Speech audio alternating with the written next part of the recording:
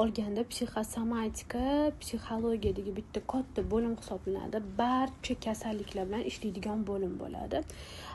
Ayni vaqtgacha agarda 12 yillik tajribamni, bilimimni oladigan bo'lsak, psixosomatika bo'yicha juda ham har xil zaproslar menga kelgan.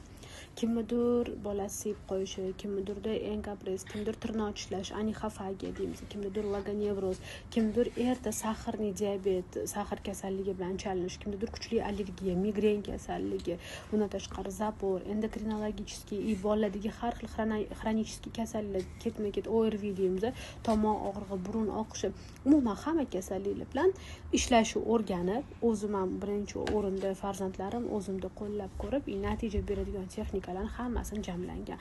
Aprel oyidagi kursida ham xudo xolasa shogirdlarimga ham umuman psixosomatika bo'limi juda ham chuqur o'rgatilinadi. Bu zapros bilan juda ham ko'p klientlar ham kelishadi.